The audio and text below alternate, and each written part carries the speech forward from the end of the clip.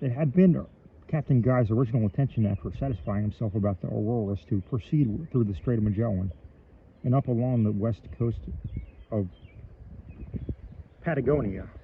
But information received at Tristan da Cunha induced him to steer to the southward, in the hopes of following with some islands set to lie about the parallel of 60 degrees south, longitude 41 degrees 20 west. In the event of his not discovering these lands, he designed, should the season prove favorable, to push on towards the pole. Accordingly, on the 12th of December, we made sail in that direction. On the 18th, we found ourselves about the station indicated by glass, and cruised for 3 days in that neighborhood without finding any traces of lands he had mentioned. On the 21st, the weather being unusually pleasant, we made again sail to the southward, with the Resolution being unusually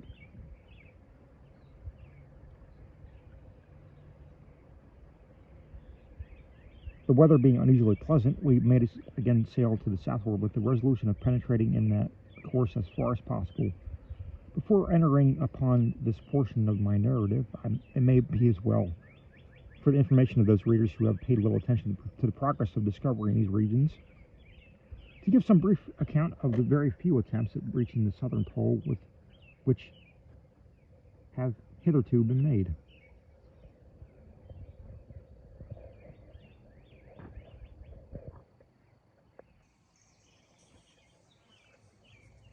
That of Captain Cook was the first of which we give any distinct account.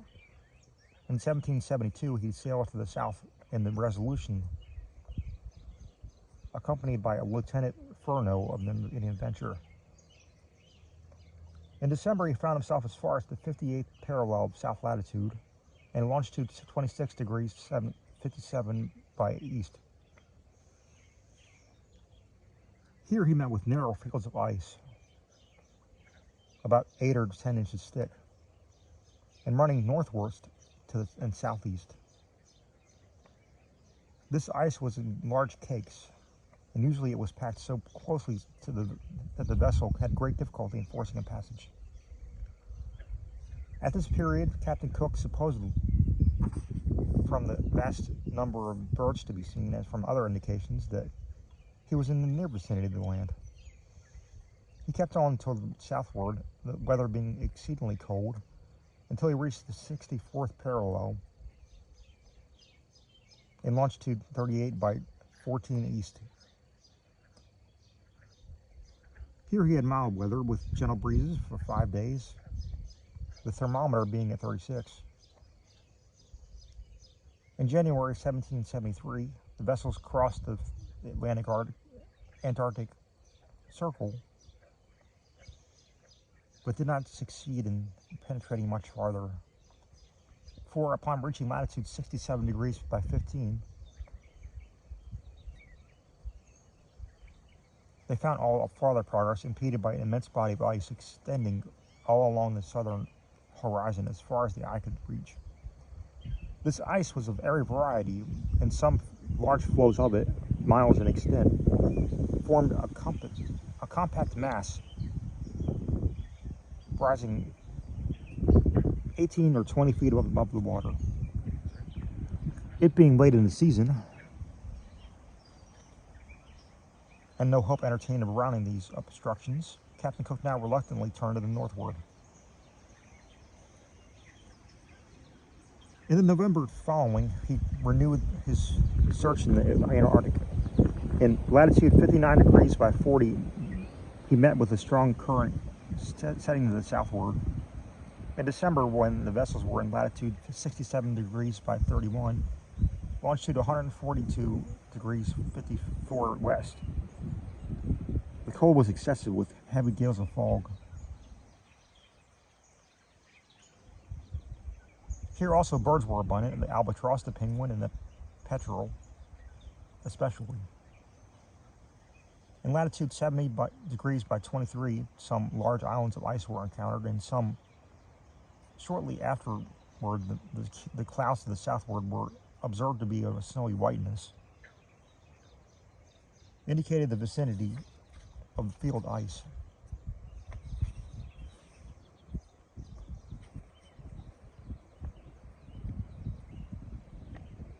In latitude 71 degrees by 10, longitude 106 by 54 west, the navigators were stopped as before by an immense frozen expanse, which filled the whole area of the southern horizon.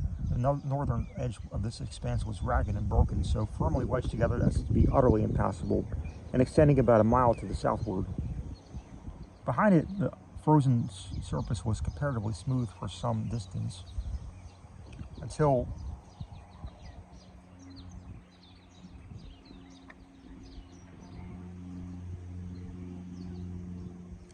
terminated in the extreme background by gigantic ranges of ice mountains, one towering above the other. Captain Cook concluded that his vast field reached the southern pole or was joined to a continent. Mr. J. N. Reynolds, whose great exertions and perseverance have at length succeeded in getting on foot for a national expedition, partly for the purpose of exploring these regions, thus speaks of the attempt of the Resolution. Quote, "We are not surprised that Captain Cook was unable to go beyond 71 degrees by 10.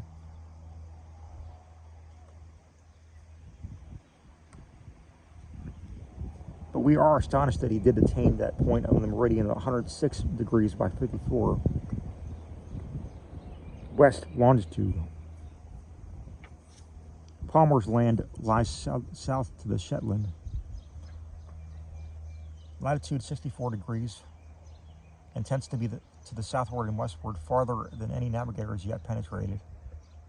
Cook was standing for this land when his progress was arrested by the ice, which we apprehend must always have been the case in that point, and so early in the season as the 6th of January, and we should not be surprised if a portion of the ice mountains described was mainly attached to the main body of Palmer's Land, or to some other portions of land lying farther to the southward and westward." Unquote. In 1803, the captain's Krusenstern and the Lyazewski were dispatched by Alexander of Russia for the purpose of circumnavigating the globe. In endeavoring to get south, they made no farther than 59 degrees by 58 and longitude 70 degrees by 15 by west. They here met with strong currents setting eastwardly. Whales were abundant, but they saw no ice. In regard to this voyage, Mr. Reynolds observes that if Krusenstern had arrived where he did earlier in the season, he must have encountered ice. It was March when he reached the latitude specified. The winds prevailing as they do from the southward to the eastward had carried the floes aided by currents in that icy region bounded by the north, on the north by south, bounded on the north by Georgia, east by Sandwich Land, and the South Orkneys, and west by the South Shetland Islands. In 1822, Captain James Weddell of the British Navy, with two very small vessels, penetrated farther to the south than any previous navigator, and this too without encountering extraordinary difficulties. He states that although he was very frequently hemmed in by ice before reaching the 72nd parallel, yet upon attaining it, not a particle was to be discovered, and that upon arriving at the latitude of 74 degrees by 15, no fields and only 3 islands of ice were visible. It is somewhat remarkable that although the vast flocks of birds were seen,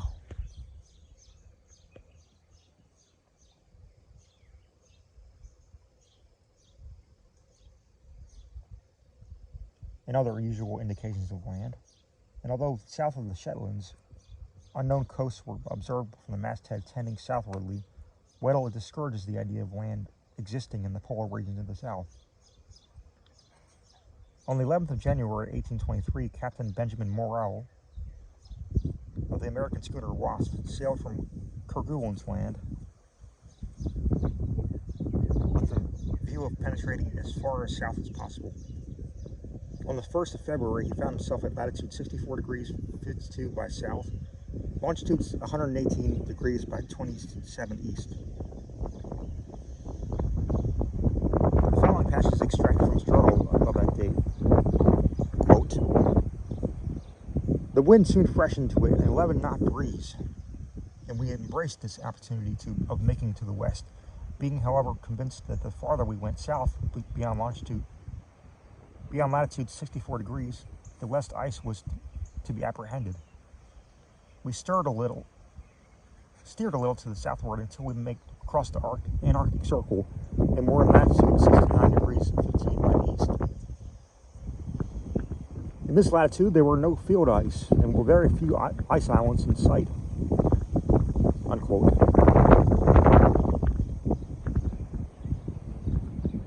Under the date of March 14th, I find also this entry. Quote, "The sea was now entirely free of field ice, and there was not more than a dozen ice islands in sight. At the same time, the temperature of the air and water was at least 13 degrees higher and more mild than we had ever found it between the parallels of 60 and 62 to south. We were now in latitude 70 degrees 14 by south, and the temperature of the air was 47, and that of the water 44. In this situation, I found the variation to be 14 degrees by 27 easterly per azimuth.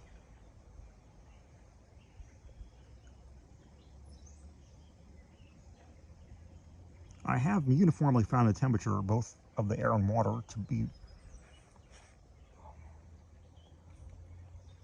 become more and more farther I advanced beyond this 56th degree of south latitude, and the variation decreases with the same proportion.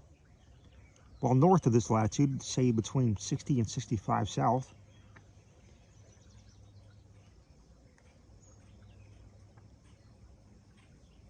we frequently had great difficulty in finding a passage for the vessel between the immense and almost innumerable ice islands, some of which were 1 to 2 miles in circumference, and more than 500 feet above the surface of the water."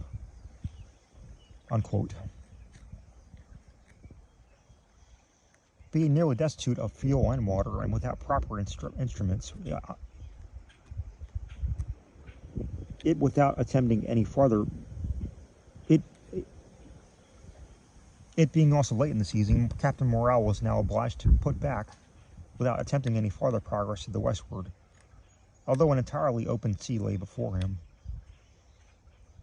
He expresses the opinion that he had not these overruling considerations obliged him to retreat, he could have penetrated, if not to the pole itself, at least to the 85th parallel. I have given his ideas respecting these matters somewhat at length, that the reader may have an opportunity of seeing how far they were borne out of my subsequent experience.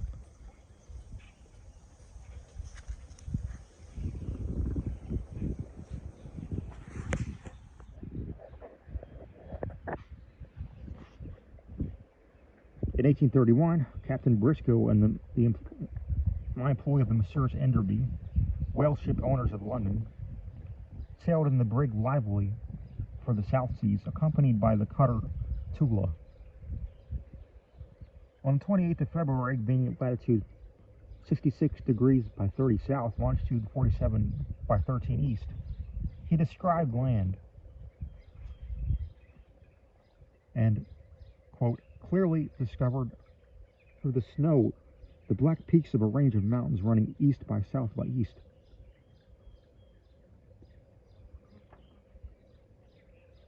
He remained in this neighborhood during the whole of the following month, but was unable to approach the coast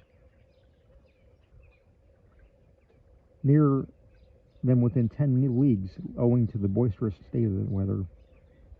Finding it impossible to make further discovery during the season, he returned northward to winter in Van Diemen's Land.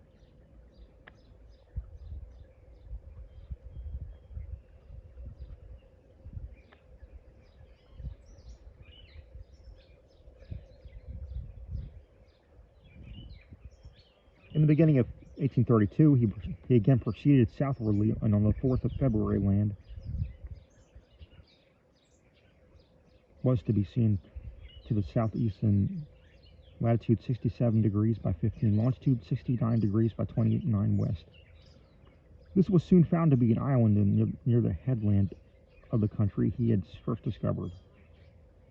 On the 21st of the month, he succeeded in landing on the latter and took possession of it in the name of William IV, calling it Adelaide's Island, in honor of the English Queen.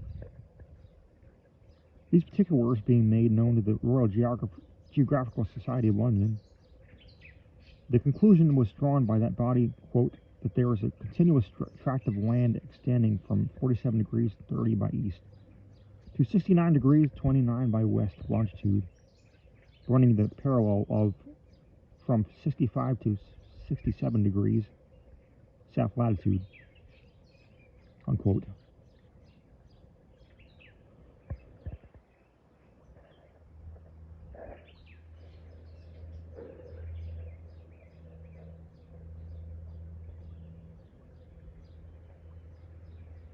In respect to this conclusion, Mr. Reynolds observes, quote, in the correctness of it, we by no means concur, nor do the discoveries of Briscoe warrant any such inference.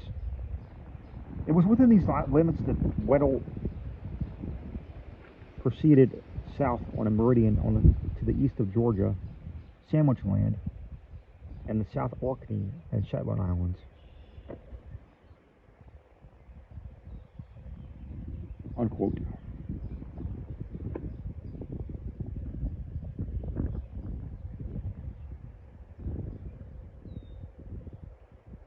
My own experience will be found to testify most directly to the falsity of the conclusion arrived at by the Society. These are the principal attempts which have been made at penetrating to a high southern latitude, and it will now be seen that there remain, previous to the voyage of the chain, nearly 300 degrees of the longitude in which the Antarctic Circle had not been crossed at all.